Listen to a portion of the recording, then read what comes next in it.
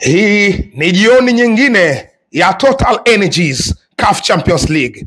Ni jioni nyingine ya ligi ya mabingwa Afrika. Ni jioni ambayo inakwenda kutupatia testi, ladha, burudani kali kabisa ya soka. Leo hii ni mchezo wa ligi ya mabingwa Afrika, Total Energies CAF Champions League. Ni clash of titans, ni clash of heavyweights. Klabu zenye miraba mingi zinakwenda kuumana hapa. Ni wekundu wa Msimbazi Simba, klabu nambari 5 barani Afrika kwenye viwango vya ubora.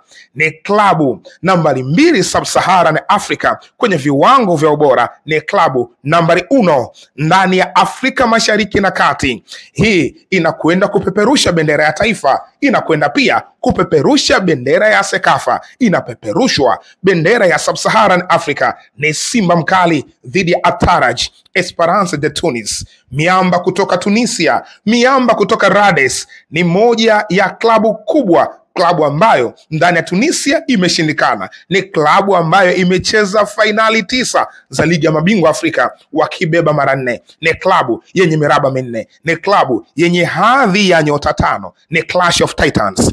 Ni mechi ambayo inakwenda kukutanisha heavyweights, timu zenye mzani mzito katika kandanda ya Afrika. Ni Simba Sports dhidi ya Esperance de Tunis. Makutano ni yale yale, Lupaso Benjamin Mkapa. Moja ya mechi ambayo Afrika inasubiri kuona kilichomo ni mchezo ambao unawakutanisha Simba Sports Club wekundu Msimbazi dhidi ya Esperance de Tunis au Ataraj kutoka nchini Tunisia. Nitakwambia kwa nini mchezo huu ni mkubwa wa namna hiyo na kwa nini unasubiriwa kwa hamu kuonekana. Hao wote kwa pamoja katika draw ya ligi ya mabingwa Afrika wamepangwa katika kundi moja na Simba kwenye kundi hilo Simba ameingia kama nafasi ya pili. Nafasi ya kwanza ni Esperance de Tunis, nafasi ya 3 Petros Atletico de Luanda, na nafasi ya mwisho ni Stade Malien. Katika jukwaa hili nilikuahidi kwamba tutaangalia timu moja moja katika kila kundi ambayo tutakuwa tunakwenda kulifanya. Sasa tunamalizia kundi la Simba, alafu tutakuja kuangalia pia kundi la Young Africans. Ingawaje tayari tumeshaanza kugusa pia kwa upande wa Young Africans, tuligusa Young Africans na AS FAR Rabat.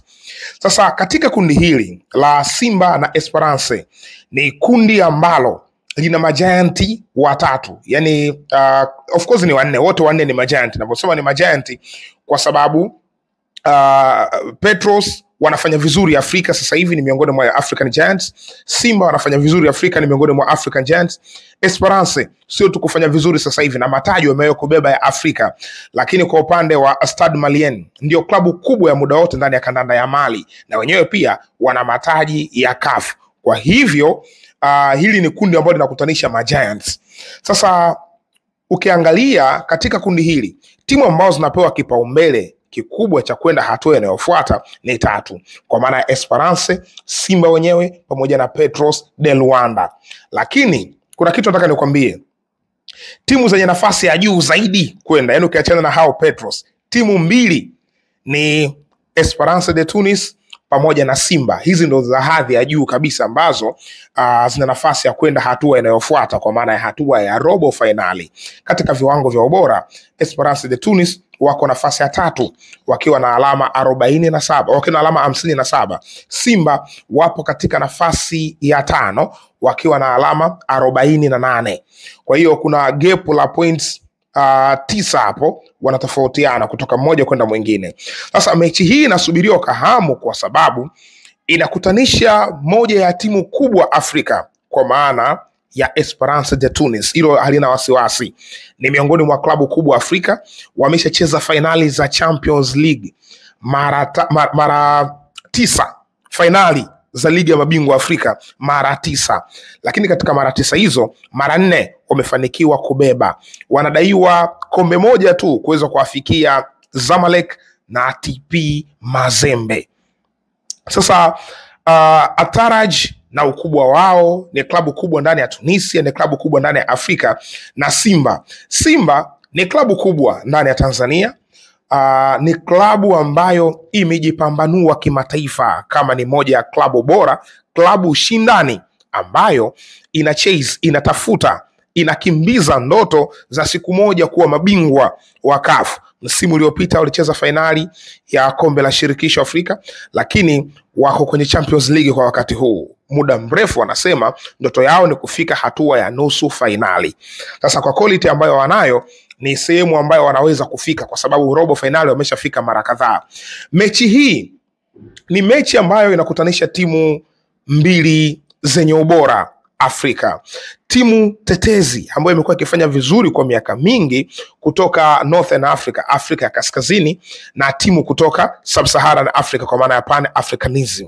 Kwa hiyo mechi hii ni mechi ambayo ina matokeo, yani picha ya matokeo yake ni mechi ambayo Simba ana asilimia zaidi ya 50 ya kubeba alama 3 katika ardhi yake ya nyumbani, yani katika uwanja wa Mkapa, na Esperance ana asilimia zaidi ya 50 kubeba alama 3 katika uwanja wake wa nyumbani kule Rades. Kwa hiyo ni mechi ya kaliba hiyo. Sasa tukiwaangalia Esperance wenyewe, Simba of course tunafahamu vizuri sana. Tukiwaangalia Esperance wenyewe, hii ni timu ambayo kwa sasa hivi ina shift kizazi. Yani kuna generation wanaitoa ya wachezaji ambao wanaonekana umri wao umeshakwenda, na wameanza kusajili wachezaji ambao umri wao ni mdogo ili waweze kufanya vizuri katika michuano ya kimataifa. Ndio maana sasa hivi kwenye kikosi chao ukienda kuangalia, kuna wachezaji of course ambao bado umri wao ni mkubwa na ndio wanamaliza zile karia zao, kwa na naamini pengine inawezekana kwa anaenda kustaafu au akitoka hapa waende sehemu nyingine, lakini sio timu kubwa kama ilivyo kwa Esperance. Miongoni mwa hao wachezaji golikipa yule kwa mfano Bashir bin Said, lakini yupo Yasin Meria, wapo na Hamza Jelasi, yupo pia Yusuf Belaili. Hao ni wachezaji ambao umri wao unaonekana umesogea, na replacement zao ndio wamekuwa wakisajili sasa hivi.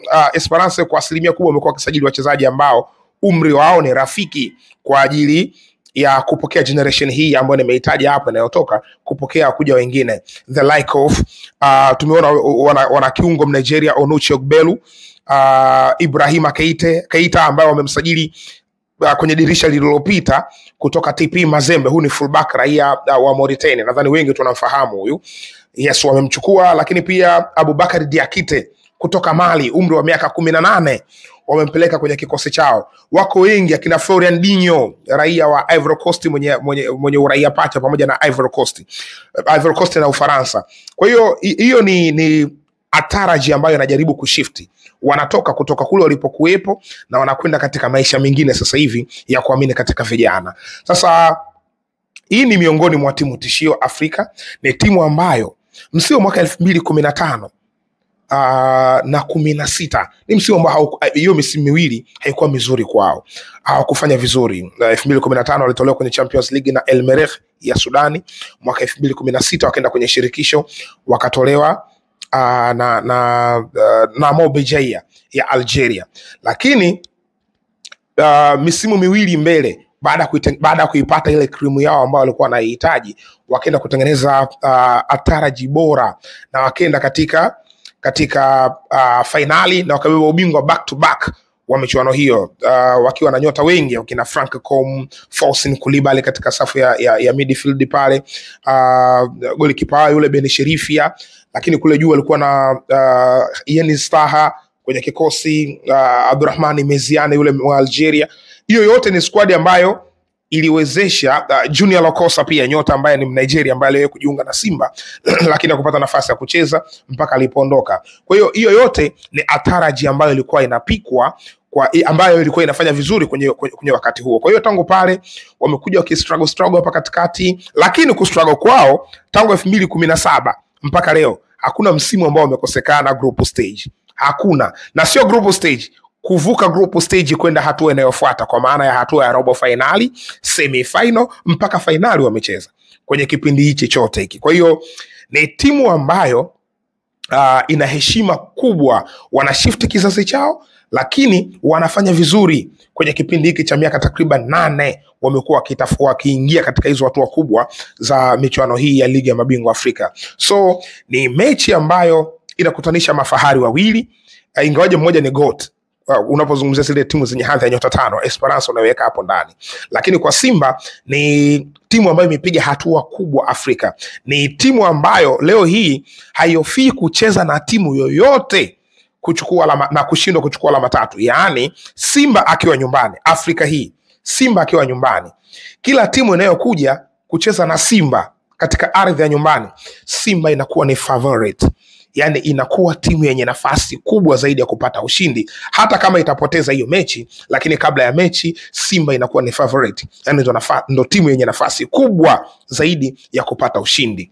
Hapo nazungumzia akija Al Ahly, akija Raja Casablanca, akija Wydad Casablanca, akija Mamelodi Sundowns, akija Orlando Pirates, hao wote Simba ni timu namba 1 uwanjani. Katika makaratasi ni timu yenye nafasi kubwa ya kupata ushindi. So Ataraji wanakuja, kumbukumbu mbaya ndani ya Tanzania kwa miamba hii. Tutakumbuka takriban, kama nakumbuka vizuri kumbukumbu zangu, msimu mwaka 2016 walicheza kombe la shirikisho na Azam FC na wakadungwa hapa. Faridi Musa Maliki anatia chuma hapa, walidungwa. So wanarejea tena na mara hii wanakuja kucheza na wekundu wa Msimbazi Simba.